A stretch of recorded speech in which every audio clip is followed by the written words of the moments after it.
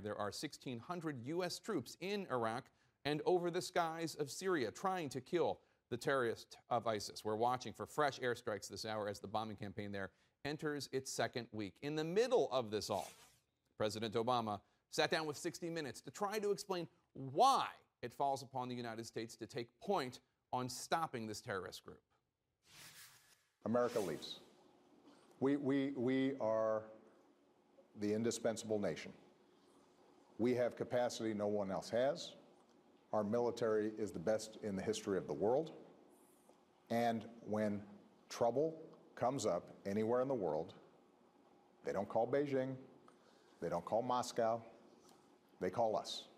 The president also gave a very clear message as to how his administration misjudged the terrorist threat of ISIS. To paraphrase Harry Truman, the president said the buck stops there, at the desk of the intelligence community. The president made no mention of his reference in the New Yorker magazine in January to ISIS as a JV team of terrorists. Either way, the U.S. is now in the fight. In an interview, an ISIS fighter told CNN they've been ready for this for some time, adding that the airstrikes are not doing anything to slow their jihad. And now ISIS is surrounding a Kurdish stronghold in Syria, Kobani, and could lay siege to the city in a matter of days. Here now with more details, CNN Chief National Security Correspondent Jim Sciutto. Jim, we heard the president say last night that the U.S. misread how grave a threat ISIS posed because the intelligence on ISIS, he said, was just flat out wrong. Well, I will say that I've heard questions, shall we call them, about the idea that it was the intelligence community alone that underestimated ISIS, because the fact is that there were warnings both in public comments and in classified intelligence reports about ISIS's growing ability and its growing ambitions to capture territory across Syria and Iraq and beyond. The message was clear, the president seeming to place responsibility for underestimating ISIS's rise firmly and solely on the intelligence community. Well, I think our head of the intelligence community, Jim Clapper, has acknowledged that I think they underestimated what had been taking place in Syria. Listen to the public testimony of intelligence and administration officials in recent months, however, and the early warnings appeared clear as well. Here's the administration's point man on Iraq, Brett McGurk, from February 11th this year, 4 months before ISIS's sweeping offensive in northern Iraq. Its current leader, Abu Bakr al-Baghdadi, is a designated global terrorist under U.S. law and we believe is currently based in Syria. His mission, as clearly stated in his own statements, is to carve out a zone of governing territory from Baghdad through Syria to Lebanon. And here's the head of the Defense Intelligence Agency, General Michael Flynn, 1 week earlier. How imminent of a threat does the resurgence of al-Qaeda affiliates pose for the regional stability there? It's increasingly a concern that we're going to have to pay very close attention to.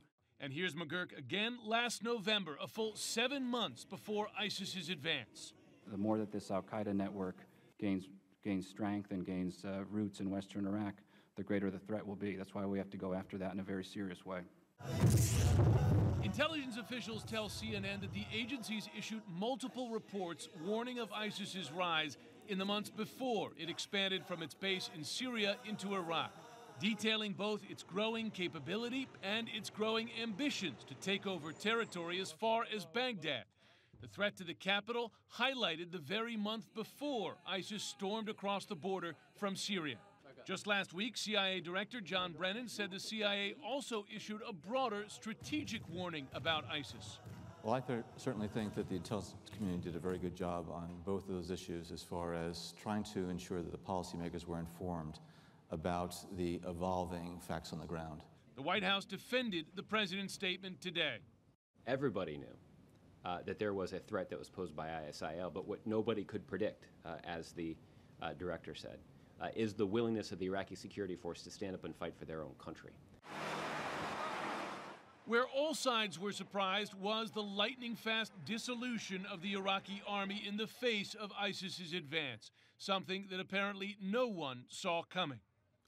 I spoke today to Representative Adam Schiff. He's on the House Intelligence Committee, and he made the point that there is an intelligence report about just about everything. So it's one thing, Jake, of course, to say that there's a report about this. It's another thing to say that the intelligence community singled out a particular report or a particular threat in the mountain of threats that the administration or that the intelligence community, frankly, is dealing with. On the other hand, fact is that this administration chose to withdraw all troops from Iraq, chose not to get involved in Syria earlier, and both those things, I've been told as well by multiple officials, contributed to both those places being a relative intelligence black hole. So, I mean, there's a lot of blame to go around here on ISIS, both on underestimating, but also in setting the pieces in place so that you couldn't get the best intel possible on the threat that they would face going forward. Brett McGurk making it very clear last year that this was a Last serious November. threat. Jim Sciutto, excellent reporting.